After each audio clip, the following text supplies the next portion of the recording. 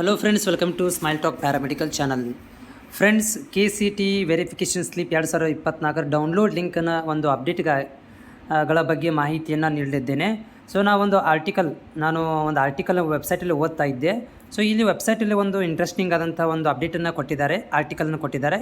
ಇದನ್ನು ನಾವು ಓದಿ ಕೂಡ ನಿಮಗೆ ಹೇಳ್ತೇನೆ.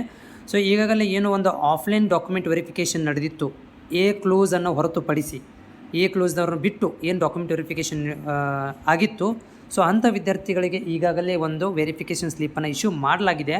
ಆದರೆ ಯಾರು ಇನ್ನೂ ಡಾಕ್ಯುಮೆಂಟ್ ವೆರಿಫಿಕೇಷನ್ ಆಗಿಲ್ಲ ಅಂಥ ವಿದ್ಯಾರ್ಥಿಗಳಿಗೆ ಪೆಂಡಿಂಗ್ ಇದೆ ಅಂತ ಇವರು ಹೇಳ್ತಾ ಇದ್ದಾರೆ. ಸೊ ಇಲ್ಲಿ ಏನಂತಂದರೆ 2024 ಡಾಕ್ಯುಮೆಂಟ್ ವೆರಿಫಿಕೇಷನ್ ಸ್ಲಿಪ್ ಅಪ್ಡೇಟ್ಗಳನ್ನು ಮಾಡಲಾಗ್ತಿದೆ.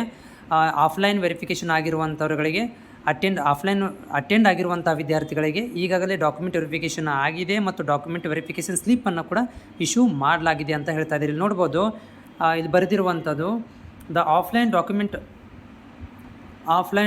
Verification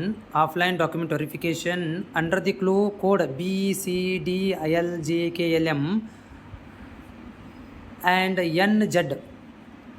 those candidate need not wait for the online link download verification slip.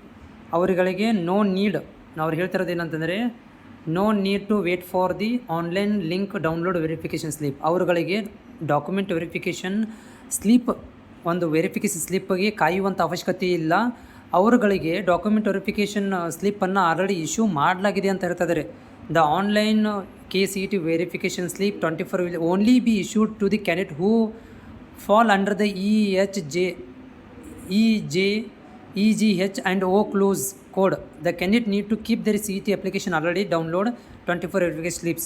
So ಯಾರು ಈಗಾಗಲೇ ಮೇಲೆ ಕಾಣಿಸಿದಂಥ ವಿದ್ಯಾರ್ಥಿಗಳನ್ನು ಬಿಟ್ಟು ಈ BCDLJKLM ಮತ್ತು NZ ವಿದ್ಯಾರ್ಥಿಗಳಿಗೆ ಆಗಾಗಲೇ ಆಫ್ಲೈನ್ದಲ್ಲಿ ವೆರಿಫಿಕೇಷನನ್ನು ಮಾಡಿ ಡಾಕ್ಯುಮೆಂಟ್ಗಳನ್ನು ಇಶ್ಯೂ ಮಾಡಲಾಗಿದೆ.